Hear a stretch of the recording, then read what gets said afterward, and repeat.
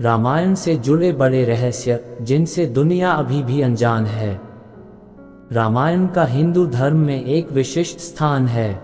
मनुष्य जाति के जीवन और उनके कर्मों का विशेष प्रकार से रामायण में विवरण दिया गया है। इसमें भगवान राम और देवी सीता के जन्म एवं जीवन यात्रा का वर्णन है। हम में से अधिकांश लोगों को रामायण की कहानी पता है, लेकिन इस महाकाव्य से जुड़े कुछ ऐसे भी रहस्य हैं जिनके बारे में लोगों को जानकारी नहीं है। आज हम आपके सामने इस वीडियो में रामायण से जुड़े ऐसे ही एक रहस्यों को उजागर कर रहे हैं। ऐसा माना जाता है कि मूल रामायण की रचना ऋषि वाल्मीकि द्वारा की गई थी, लेकिन कई अन्य संतों और वेद पंडितों जैसे तुलसीदास, संत एकनाथ इत्यादि ने भी इसके अन्य संस्करणों की रचना की है। हालांकि प्रत्येक संस्करण में अलग अलग तरीके से कहानी का वर्णन किया गया है, लेकिन मूल रूपरेखा एक ही है। ऐसा माना जाता है कि रामायण की घटना 4वीं और 5वीं शताब्दी की है। रामायण के हर 1000 श्लोक के बाद आने वाले पहले अक्षर से गायत्री मंत्र बनता है। गायत्री मंत्र में 24 अक्षर होते हैं और वाल्मीकि रामायण में 24,000 श्लोक हैं। रामायण के हर 1000 श्लोक के बाद आने वाले पहले अक्षर से गायत्री मंत्र बनता है। यह मंत्र इस पवित्र महाकाव्य का सार है।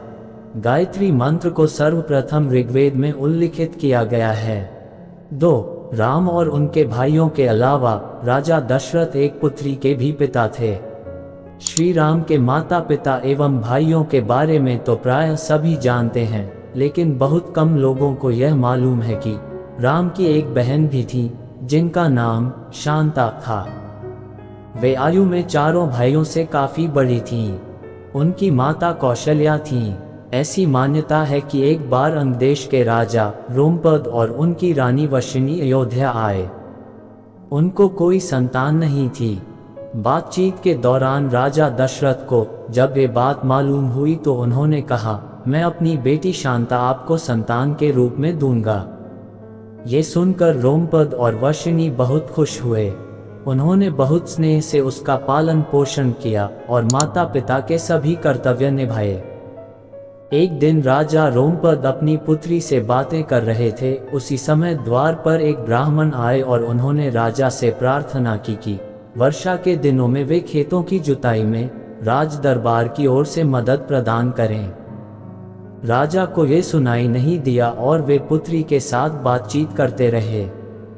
द्वार पर आए नागरिक की याचना न सुनने से ब्राह्मण को दुख हुआ और वे राजा रोमपद का राज्य छोड़कर चले गए। वह ब्राह्मण इंद्र के भक्त थे।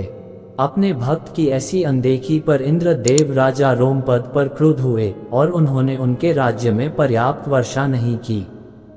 इससे खेतों में खड़ी फसलें मुरझाने लगी। इस संकट की घड़ी में राजा रोमपद ऋष्यशृंग ऋषि के पास गए और उनसे उपाय पूछा।